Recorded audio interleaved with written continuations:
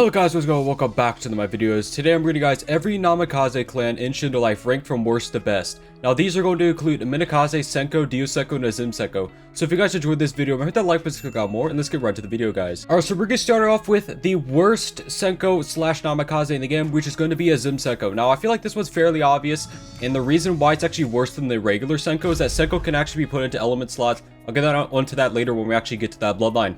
But SENKO is actually really bad now, ever since the AoE nerf. As you guys can see, when they use the second move, they reduce the AoE by a drastic amount compared to what it used to do. I know it looks like the bubble is that far, but the inside bubble when it starts is the actual AoE range. The third ability, it's kind of like SENKO's second ability if I'm not mistaken, but it has a stun attached to it, and it doesn't even do that much damage. Now, the reason why I believe SENKO is actually worse is because I believe it is not nearly as good for comboing. It doesn't do nearly as much damage as SENKO, and overall it's just not as good as SENKO. But if you guys are stuck with the SENKO, it's nothing to laugh at. So I'm gonna have him M1 me here, and as you guys can see, this is kind of like the best part of SENKO. It has a counter. Pretty much if you time it right, it'll stun them and do a bit of damage to them. That's pretty much the best thing about SENKO. But if you get stuck with this bloodline, it's not the end of the world, because all of the Namikaze clans are actually good in this game.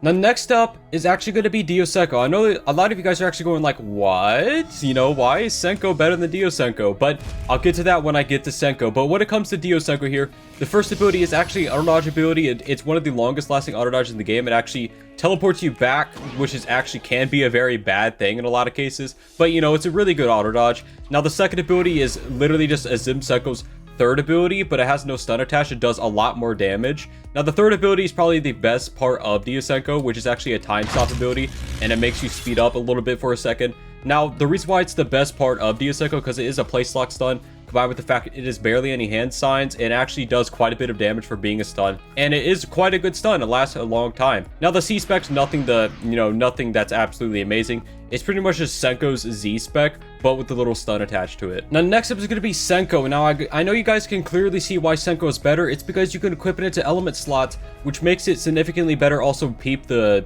troll drip, but it makes it significantly better than the other Namikazes that I mentioned before. In my personal opinion, SENKO should be moved to being a Z spec, and overall it would actually be a lot better, because I feel like the abilities are more supportive than they are being a main bloodline. SENKO's fine the way it is though. It's just not in the meta right now. But with SENKO being a Z spec, it is also a Z spec, so you can use this in combo with other things. As you guys can see, it does the same amount of damage as SENKO C spec. There is just no stun attached. Now arguably the best ability of SENKO is actually the first one. It's a one hand side teleport ability on a 15-second cooldown that does 40k damage in mode. I don't need to explain why that's so busted. I'm sure you guys get it. Now I actually did an air combo, that's fine. Second ability here is literally just the same thing as SENKO's second ability, if I'm not mistaken, or third ability, but there's no stun attached to it. The reason why SENKO is better than SENKO is because the time stop ability on SENKO is a little bit smaller. It does less damage, but it can be equipped to element slots, and that makes it infinitely more powerful because it doesn't take up a bloodline slot, and I know you guys can understand why that is so busted.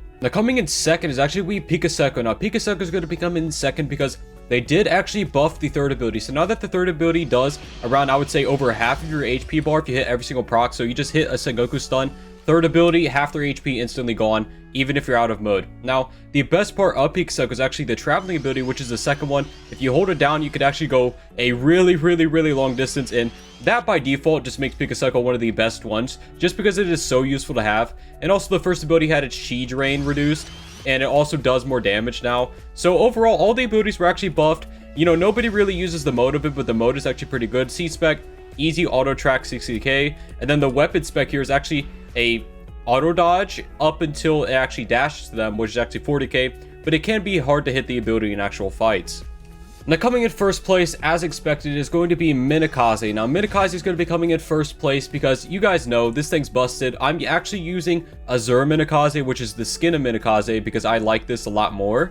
And yeah, peep the eye. Anyways, I like this one more than the normal one just because it looks better, in my personal opinion. But when it comes to NAMIKAZE, it's busted. Every single ability is instant. It has pretty much an infinite amount of stuns. And the second ability is really good for countering combos. But if they have any counter whatsoever, you can get punished really hard. So make sure you don't have a counter before using it.